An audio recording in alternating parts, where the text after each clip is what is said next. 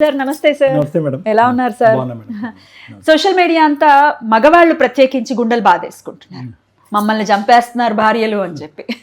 ఎన్ని గ్యాసులు పేలిపోయినాయి ఇదివరకు రోజుల్లో, ఎన్ని సడన్ డెత్లు జరిగినాయి ఆడవాళ్ళకి.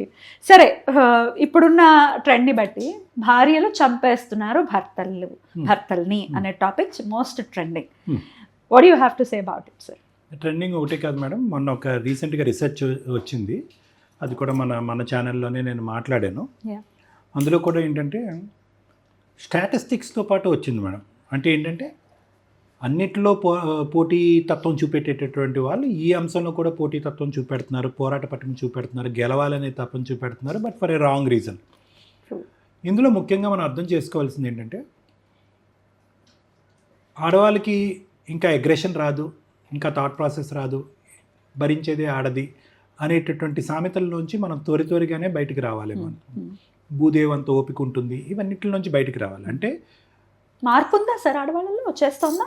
100% లేదా అంటే ఎంతవరకు అనే చోట, ఆ గీత గీసుకునే చోట మారిపోయింది madam, up to some extent. So ఇది వరకు బహుశా మీ అమ్మగారు వాళ్ళు లేదంటే మీ నాయనమ్మ వాళ్ళని పోల్చుకుని మా అమ్మగారు మా నాయనమ్మ వాళ్ళని పోల్చుకుంటే అప్పుడు బహుశా ఏంటంటే ఆ భరించే గీత అనేటటువంటిది పైకి ఉంటే థ్రెషోల్డ్ బారు, అది కాస్త దిగిందేమో, కాస్త కాదులేండి ఒక 50% దిగిందేమో అని చెప్పి. ఇది మగవారికి ఏమైనా థ్రెట్ కింద చూసుకోవచ్చా? థ్రెట్ అనే దానికంటే ఏంటంటే కనుక వాళ్ళకి ఒక లెసన్ చెప్పటం. అంటే ఏంటంటే you can't take us for granted. అంటే మమ్మల్ని ఇంకా పర్వాలేదు వంటింటి ఇది కుందేలో లేదంటే పనులు చేసుకోవటం గురించో పిల్లల్ని సాకటం గురించో అనేది కాదు. ఎక్కడో చోట మా వాయిస్ అనేటటువంటిది ఈ ఇంట్లో వినిపించాలి లేదంటే ఈ సమాజంలో వినిపించాలి అనేటటువంటి దానికి ఇదంతా ఒక నిదర్శనం. థ్రెట్ అని అనుకోవటానికి లేదు. ఇట్ ఈస్ ఇప్పుడు మీరు పైన మీ కిందన అనేటటువంటి సబ్జెక్ట్ ఎందుకు వస్తుంది అసలు?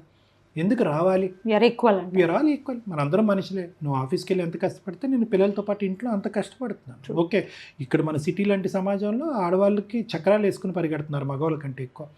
So this is not a threat but this is a message. దీన్ని ఒక మెసేజ్ కింద చూద్దాం. దట్ ఇదేంటంటే అంతవరకు ఎందుకు మేడం, యూజువల్గా మన సినారియోస్లో చూసినప్పుడు మగవాడు విపరీతంగా తిరుగుతూ ఉంటాడు, రకరకాల తప్పులు చేస్తూ ఉంటాడు. అదే ఒక అమ్మాయి పొరపాటున ఏదైనా ఒక మెసేజ్ అయినా కూడా తెలిసి తెలియకో పంపిస్తే కనుక దాని గురించి పెద్ద 10 పంచాయతీలు అవుతాయి. నీకు బుద్ధి ఉందా లేదా, ఇలాంటి రకరకాల మాటలు వస్తాయి. ఆ అమ్మాయి తప్పుని నేరం కింద చూపెడతారు. కానీ అదే మగవాడి దగ్గరికి వచ్చేటప్పటికి ఎన్ని తప్పులు నేరాల కింద చూపెడుతున్నారు, ఎన్ని తప్పులు జరిగిన తర్వాత అది నేరం అని అంటున్నారు. So there is a variation.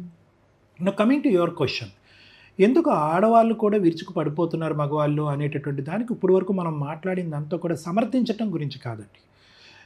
What we are trying to tell here is mentalities అనేటటువంటిది ఎప్పుడూ కూడా కన్సిస్టెంట్గా ఉండవు.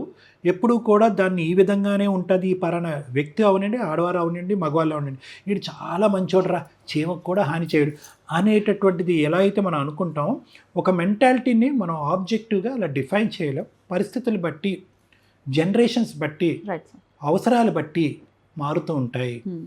ఇప్పుడు ఇవన్నీ కూడా ఎక్కువ శాతం ఏవైతే ఈ తప్పు పనులు ఆడవాళ్ళు చేస్తున్నారో, మగవాళ్ళ మీద విరుచుకుపట్టడం, చంపేయటం, పాతి పెట్టేయటం, ఇవన్నీ రకరకాల అవన్నీ కూడా అందులో 3 అర్థం చేసుకోవాలి. 3 అంశాలు. ఒకటి, మాకు కూడా స్వేచ్ఛ కావాలి, కానీ స్వేచ్ఛ రాంగ్గా కోరుకుంటున్నారు. మాకు కూడా డిఫరెంట్ అనుభూతి కావాలి, సుఖం కావాలి, కానీ అది కూడా రాంగ్గా కోరుకుంటున్నారు.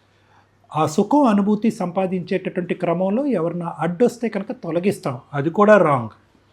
ఆ తొలగించేటటువంటి విధానంలో కూడా టెక్నికల్గా ఒక 10 యూట్యూబ్ వీడియోలో రకరకాల అనాలిసిస్ చేసి దొరకకుండా బయటపడేటటువంటి విధమైనటువంటి టెక్నిక్, అది కూడా రా. ఇప్పుడు చాలామంది ఏంటి శనికావేశంలో గట్టి కొడతారు, ఏదో తోస్తారు, కానీ ఇక్కడ ఏంటి ప్లాటింగ్, ప్లానింగ్, ఏ వ్యక్తితో అయితే వాళ్ళు అక్రమ సంబంధం పెట్టుకున్నారో ఆ వ్యక్తిని ఇందులో ఇన్వాల్వ్ చేయటం, అది వాళ్ళని చంపేసేటటువంటి ప్రయత్నం చేయటం, చంపేయటమే కాకుండా ఆధారం లేకుండా చేయటం. సో ప్రతి అంశంలో కూడా రాంగ్ డైరెక్షన్లో స్పీడ్ చూపెడుతున్నారని చెప్పడం నా ఉద్దేశం. ఖచ్చితంగా, బట్ ఖచ్చితంగా దొరుకుతారు. ప్రతి క్రిమినల్ కూడా ఒక ఒక ఎవిడెన్స్ని వదులుతాడు అని వింటూ ఉంటాం కదా సార్. సో దొరకటం అనేది జరుగుతుంది. ఆ చిన్న లాజిక్ని ఎలా మిస్ అవుతున్నారు వీళ్ళు? ద థింగ్ ఏంటంటే మేడం, మంచి మాట అడిగారు. ఏంటి వీళ్ళు దొరకరని అనుకుంటారా? అక్కడెక్కడో వాడు యూజువల్గా ఏంటంటే ఈ అనవసరమైనటువంటి అసందర్భమైనటువంటి ఇల్లీగల్ ఇమ్మోరల్ అన్ఎథికల్ లవ్స్ ఏదైతే ఉండాలో అన్నీ ఉంటాయి మేడం మీరు ఇక్కడ ఎందుకంటే ఆ లవ్కి ఒక ఎథిక్స్ అనేవి ఉండవు. ఆ లవ్ అనేటటువంటిది లవ్ అంటే అక్రమ సంబంధాల గురించి చెప్తున్నాను. దానికి ఒక మోరల్ అనేది ఉండదు. నేను 2 పిల్లల తల్లి అనేటటువంటి ఉండదు. మా ఆయన 9 సార్లు ప్రేమగా ఉండి ఒక్కసారే కదా కొట్టాడు అనేటటువంటి ఆలోచన ఉండదు.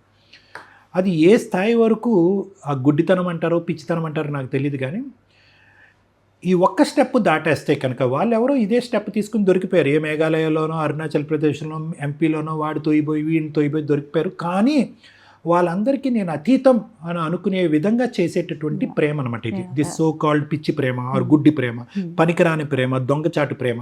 అది కళ్ళు మూస్తుంది అనమాట. అంటే మన సైకిని కప్పేస్తుంది, మన ఆలోచన శక్తిని కప్పేస్తుంది.